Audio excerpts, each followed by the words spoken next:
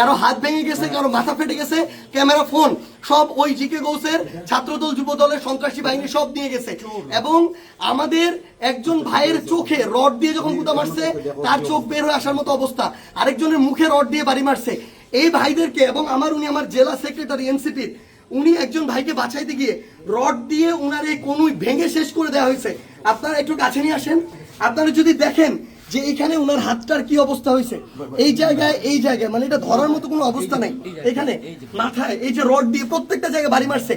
আমরা যখন আমাদের এই আহত 7-8 জন ভাইকে নিয়ে সদর হাসপাতালের দিকে যাইতেছিলাম তাদের চিকিৎসার জন্য, তখন সদর হাসপাতালের সামনে ওই 24শে জুলাইয়ের সময় যেমন খুনি বাহিনী যেভাবে আক্রমণ করছিল হাসপাতালের গেটে, ঢাকা মেডিকেলের গেটে, ওইভাবে আমাদেরকে খুনি বাহিনী এইখানে ছাত্রদল যুবদলের সন্ত্রাসী ক্যাডাররা, জিকে গাউসের ক্যাডাররা, তারা আমাদেরকে আক্রমণ করে হাসপাতালে পর্যন্ত ঢুকতে দেয় নাই। এখন আমি যখন আমার ভাইদের নিয়ে যাচ্ছিলাম তারা আমার হাতে পর্যন্ত রড দিয়ে বাড়ি মারছে, ইট মারা শুরু করে, এরপরে রড থেকে শুরু করে যত ধরনের তাদের লাঠি সোটা এগুলো তারা মারা শুরু করে।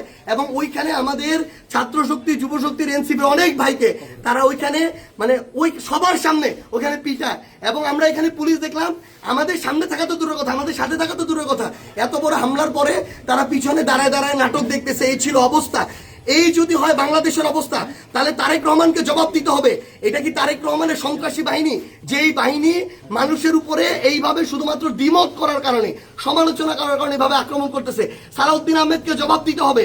তারা কি এই জিকে গাউসদেরকে এই সন্ত্রাসী কার্যক্রমের ঠিকাদারি দিয়ে রাখছে কিনা, এর বিচার না হওয়া পর্যন্ত আমরা হবিগঞ্জে আছি। যদি পারে আমাদেরকে মেরে ফেলবে, এখান থেকে প্রয়োজনে আমাদের লাশ যাবে, কিন্তু এর বিচার, এর জবাব তারেক রহমানকে দিতে হবে।